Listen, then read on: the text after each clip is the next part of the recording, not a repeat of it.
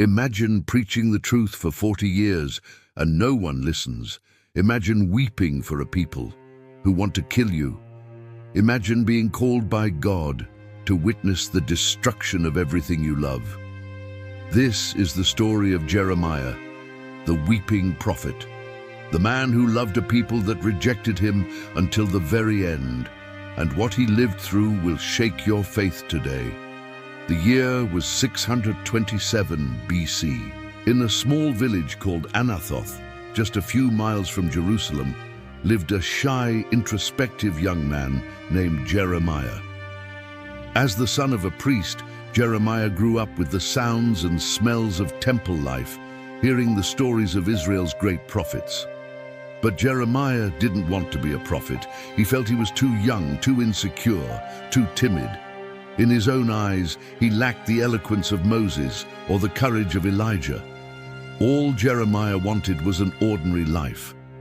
But God had other plans. Before I formed you in the womb, I knew you. Before you were born, I set you apart. I appointed you as a prophet to the nations. These words thundered in Jeremiah's mind. God wasn't asking. He was declaring a purpose set in stone before Jeremiah was even born. Jeremiah's reaction was immediate and human. "Ah, sovereign Lord, I do not know how to speak. I'm too young." How often do we respond to God's call with our own excuses and insecurities? Jeremiah was trying to escape the impossible. But God doesn't accept excuses when his purpose is set. Do not say, "I am too young." You must go to everyone I send you to and say whatever I command you. Do not be afraid of them, for I am with you and will rescue you. Notice, God didn't promise it would be easy. He didn't promise people would listen. He promised his presence. "I am with you." Then God reached out his hand and touched Jeremiah's mouth. "I have put my words in your mouth." Jeremiah's ministry began in one of the darkest periods of Judah's history. The nation had abandoned God. Idolatry was rampant, even including child sacrifice. The priests were corrupt. The prophets spoke lies to please the crowds, and justice was a forgotten concept. It was into this spiritual wasteland that Jeremiah was sent to preach a devastatingly simple message: turn from your evil ways, or destruction will come. Here's the tragic part. God knew they wouldn't listen. From the very beginning, he told Jeremiah, "They will fight against you, but will not overcome you." The rejection wasn't a possibility, it was a certainty. Jeremiah was called to a ministry where success wasn't measured by conversions, but by faithfulness, not by popularity, but by obedience. He started at the temple gates, delivering one of the most shocking sermons ever recorded. The people chanted, "This is the temple of the Lord, the temple of the Lord, the temple of the Lord," believing the building itself would protect them. Jeremiah shattered their illusion. "Will you steal and murder, commit adultery and perjury, burn incense to Baal and follow other gods, and then come and stand before me in this house and say, 'We are safe to do all these detestable things'? Has this house become a den of robbers to you?" He then dropped a bombshell. God would destroy his own temple, just as he had destroyed the tabernacle at Shiloh centuries before. The reaction was immediate and violent. "You must die." The priests and prophets screamed, grabbing him. They demanded his execution for blasphemy. Jeremiah was spared, but only for a time. The death sentence on his head was merely postponed. The rejection became even more painful when it came from his own hometown, his own family. The men of Anathoth conspired to kill him. "Do not prophesy in the name of the Lord, or you will die by our hands," they threatened.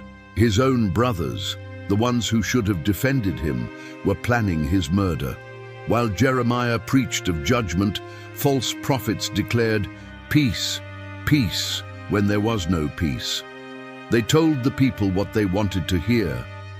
During the Babylonian siege, when Jeremiah preached surrender as God's will, the officials accused him of treason. "This man must be put to death."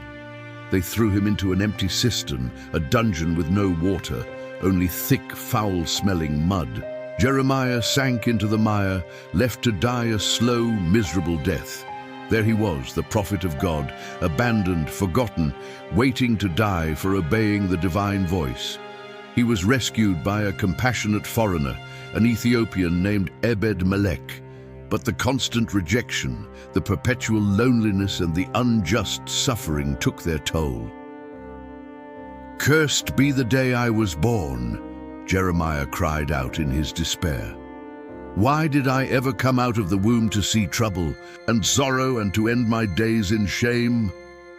This was the raw cry of a man at his limit. Yet he continued, because the word of God in his heart was like a fire, shut up in my bones. He tried to stay silent, but he simply couldn't. In 586 BC, everything Jeremiah had prophesied for 4 decades came true. The walls of Jerusalem were breached. The temple was burned to the ground. Jeremiah witnessed it all, the starvation, the slaughter, the exile. His heart broke, not with an "I told you so," but with genuine gut-wrenching grief. From this horror, he wrote the Book of Lamentations, weeping rivers of tears for the people who had tortured and rejected him. Ironically, the pagan king Nebuchadnezzar treated Jeremiah better than his own people ever did, offering him a place of honor in Babylon. But Jeremiah chose to stay with the poor remnant left in Judah. Even after 40 years of rejection, he stayed. His love wasn't based on reciprocity. The final betrayal came when this remnant, afraid of the Babylonians, decided to flee to Egypt. They swore to obey whatever God told them through Jeremiah. After 10 days of prayer, God's answer was clear: stay in this land. Their response? You are lying. The Lord our God has not sent you. They dragged Jeremiah and his scribe Baruch with them to Egypt, where he watched them descend fully into idolatry. Tradition says he was stoned to death by his own countrymen in Egypt. The prophet who wept for his people died at their hands. By every human measure, Jeremiah was a total failure. 0 confirmed converts, rejected, tortured, exiled, and likely murdered. But here is the truth that changes everything. Jeremiah did not fail, because prophetic success isn't measured by visible results, but by invisible faithfulness. His failure has produced fruit for millennia.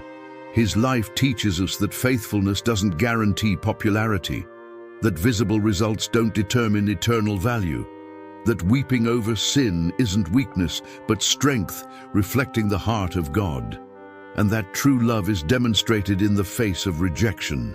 Jeremiah's life prefigured Christ, who was also rejected, betrayed, and killed by the people he came to save. The story of Jeremiah leaves us with a question. Are you willing to obey God even when no one else does? Even when you see no results? Even when it costs you everything? Jeremiah did.